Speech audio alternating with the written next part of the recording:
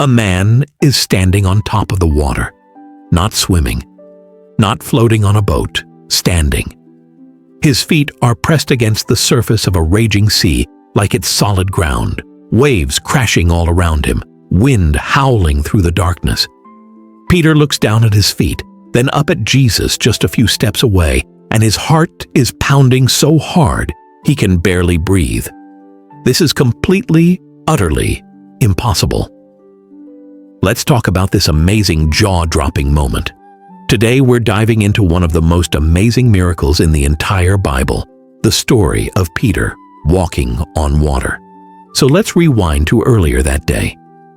Jesus had just done something incredible. He fed over 5,000 people with just 5 loaves of bread and 2 fish. Can you imagine? The crowds were amazed, and everyone wanted to stay close to Jesus.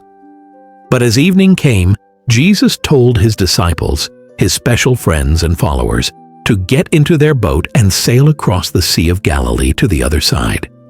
Meanwhile, he sent the crowds home and went up on a mountainside all by himself to pray. Now, the Sea of Galilee might sound peaceful, but it can turn into a nightmare real quick. The disciples climbed into their wooden boat, grabbed their oars, and started rowing into the growing darkness. At first, everything seemed fine, but then the wind started to pick up. The waves got bigger and bigger and bigger. By the middle of the night, these experienced fishermen were in serious trouble. The wind was roaring against them, and the waves were crashing over the sides of the boat.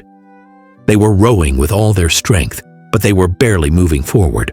Water was splashing everywhere. The boat was rocking like crazy, and they were exhausted and terrified. Then, between 3 and 6 in the morning, the darkest, coldest part of the night, one of them saw something. Through the spray and the darkness, there was a figure, walking on the water, just walking toward them. Their hearts nearly stopped. "It's a ghost!" they screamed. Imagine how scary that would be. In the middle of a storm, in the pitch-black night, seeing someone walking on top of the ocean like it's a sidewalk.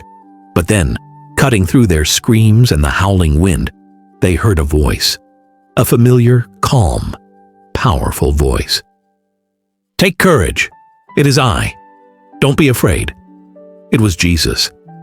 Now most of the disciples just sat there in shock, holding on to the boat, but not Peter. Oh no. Peter was bold, impulsive, and full of faith. He shouted over the wind, "Lord, if it's really you, tell me to come to you on the water." And Jesus, with that gentle confidence, said just one word, "Come."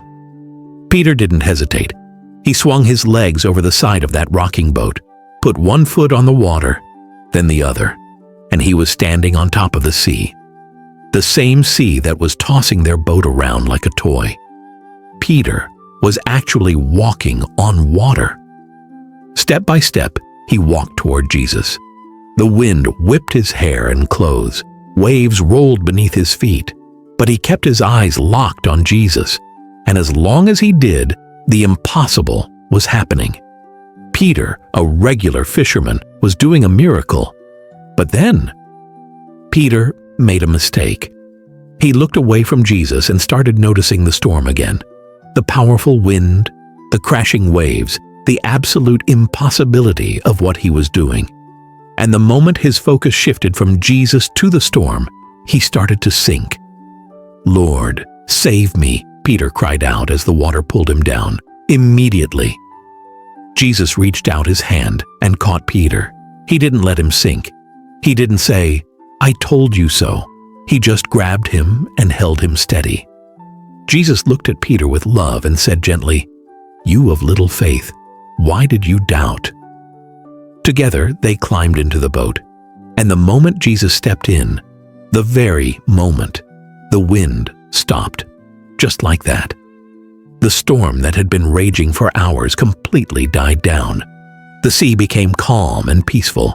The disciples were absolutely blown away. They fell down and worshiped Jesus right there in the boat, saying, "Truly, you are the Son of God." My little adventurers, This story is packed with powerful lessons for us today. Lesson number 1, keep your eyes on Jesus.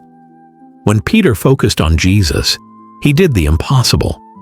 When he focused on the problems around him, he started to sink. In our lives, when we face scary situations, maybe a hard test, a friendship problem, or something that makes us worried, we need to keep looking to Jesus instead of staring at our problems. He gives us the strength to do hard things. Lesson number 2, it's okay to be bold in your faith. Peter could have stayed safely in the boat like the others, but he took a risk. He asked Jesus for something amazing, and Jesus said yes.